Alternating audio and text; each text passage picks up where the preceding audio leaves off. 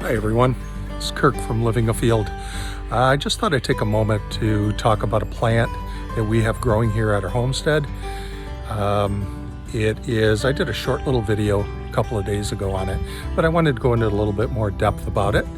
So without further ado, we're going to talk about Dame's Rocket.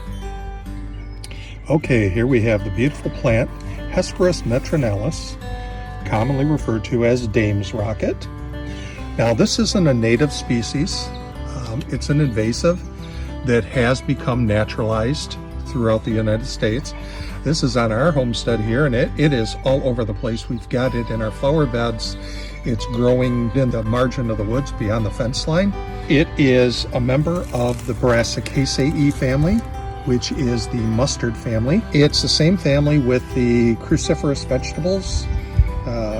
You have broccoli, cauliflower, Brussels sprouts, cabbage, things like that. All of your mustards are edible.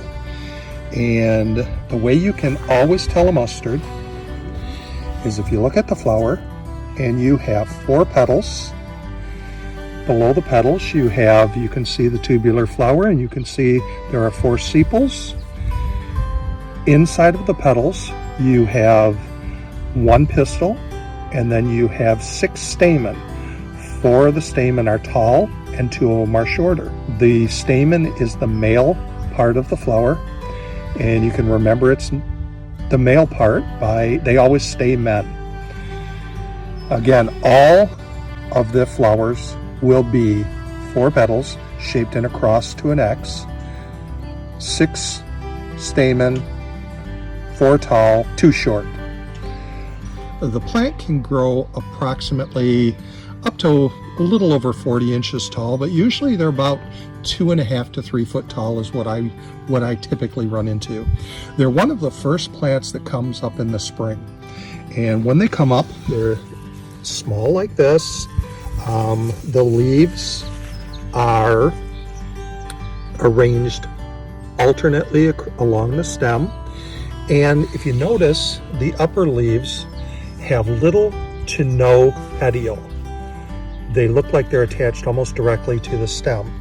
And then the further you go down the stem, you can see that a little bit better on some of these larger ones where you have a much longer petiole. The leaves are heart to triangular shape. They're toothed. They are pubescent, meaning that they have hairs. Botanically, those are called trichomes. The stems are also pubescent.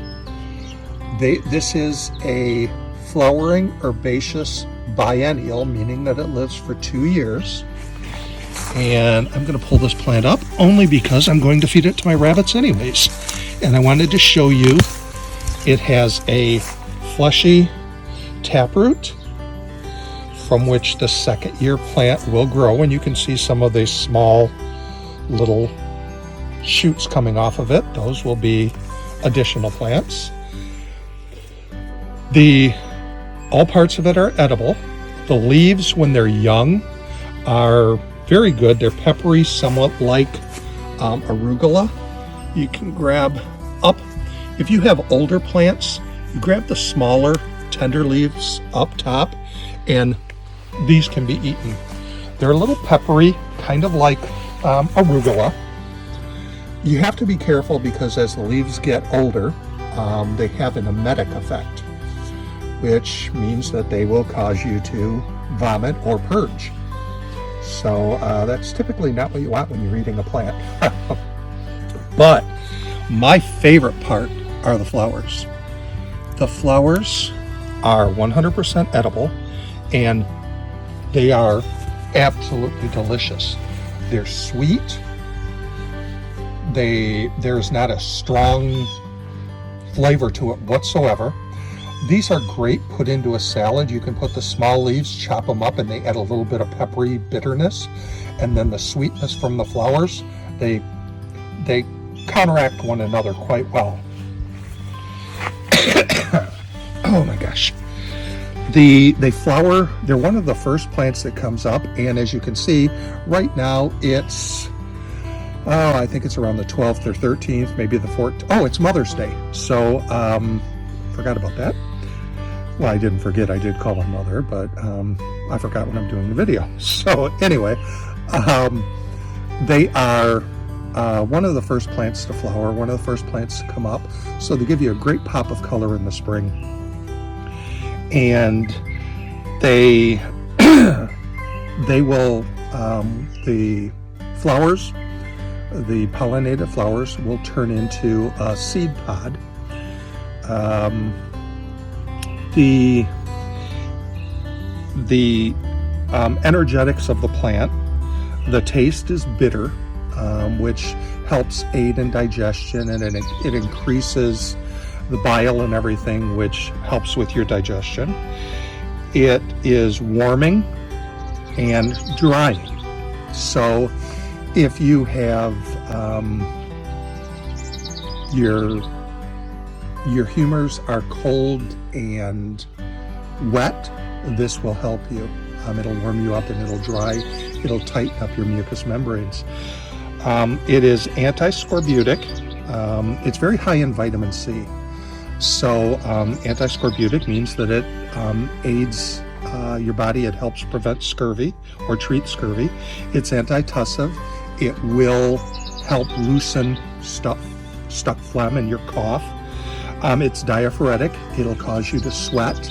It'll heat up your body, cause you to sweat, which will help with fever and things like that. It is diuretic.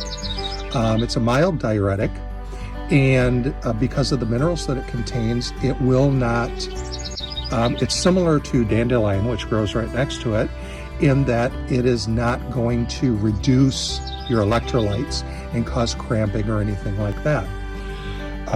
And finally, as I said earlier, if you eat too much of it, it can be emetic. It's a wonderful plant. There are, if I remember correctly, there's approximately 300 to 400 different species of mustard, all of which are edible. Some are more palatable than others. When I'm teaching my classes, I talk about 3 different levels of edibility. It's edible, it's good, or it's choice. And some of this, Dame's Rocket, the flowers, I feel, are choice. The leaves are good. As they get a little bit older, they become too bitter for a lot of people. And with the American palate, we've kind of lost our love of bitter foods. And I don't think that's a good thing, because we need bitter to cause our digestion to work properly. So anyway, that's about all I have to, let me talk about the ways that you can use this. You can make a tea from the leaves, the whole plant really. You can cut it up and make a tea. You can dry it and keep it for the off season. You can also chop it up and you can make an infusion. You make the infusion by put about a quart of water into the pan, bring it to a boil, and then drop in a couple of ounces of plant material. And then you put that into a mason jar and close it up, leave it sit all night. You come back, strain off the plant material in the morning, and you can just sip on that infusion throughout the day. Usually it's about 2 to 4 ounces as the dosage for the plant. Very easy to use, delicious. Add it to your salads. You can use the leaves as a cooked vegetable. They're really good.